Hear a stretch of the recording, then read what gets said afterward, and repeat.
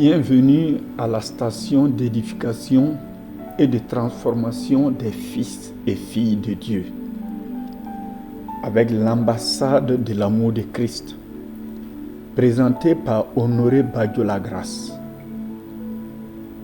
Le titre de notre message aujourd'hui est « Il est temps de rêver votre liberté en Jésus-Christ ».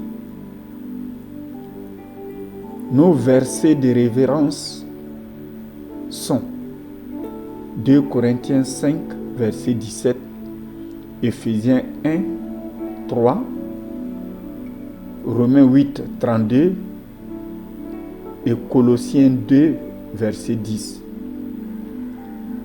Mais avant tout, prions. Père, nous te remercions. Nous bénissons ton Saint-Nom. Donne-nous la grâce de te connaître, de te suivre jusqu'au ciel. Merci d'avoir envoyé ton Fils Jésus-Christ mourir à notre place. Nous prions au nom de Jésus.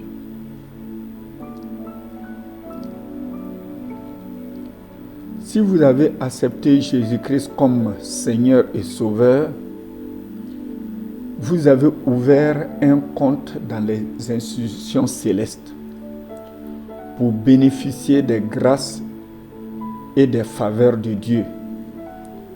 Vous êtes alors invité à faire des promesses de Dieu une réalité dans votre vie.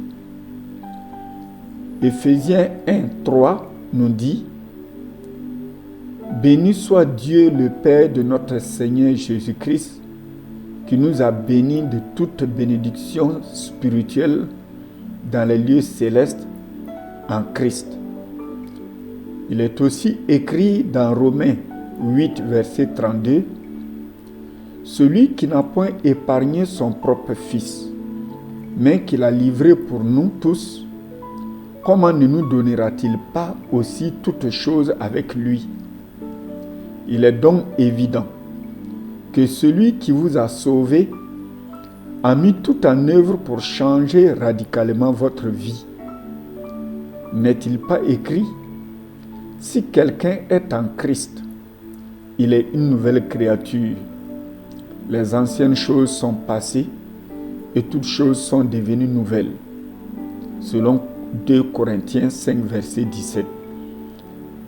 Il est donc temps de changer de logiciel mental et entrer dans la nouvelle vie en Christ qui est diamétralement opposée à la vie de péché, de maladie, de défaite, de servitude, de ténèbres, d'incertitude que l'homme ancien a connu.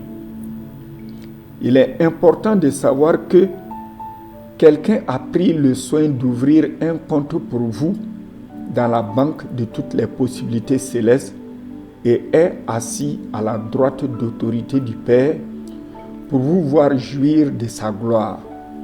Selon Éphésiens 1, versets 17 à 23. Votre devoir est de parvenir à la connaissance, car aussi longtemps que vous resterez dans l'ignorance, vous ne serez pas différent de la vie d'un héritier esclave sous l'administration d'un tuteur, selon Galates 4, verset 1.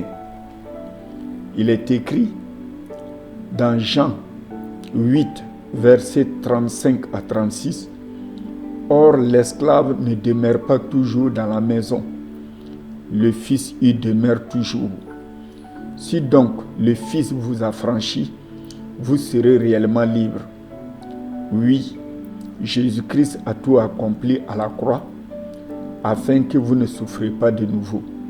Tout comme Joseph dans l'Ancien Testament a souffert, a payé le prix pour ouvrir les portes de l'Égypte à toute sa famille et leur épargner la famine et la mort certaine, c'est aussi ce que Jésus-Christ a fait pour vous qui croyez en lui. Il est temps de rêver à ta guérison, à ta liberté, au bonheur, car tout est accompli. Vous avez un compte au ciel et vous pouvez tirer le chèque de ce que vous désirez. Que le Saint-Esprit vous conduise dans toute la vérité et aux sources de la vie. Glorieuse journée.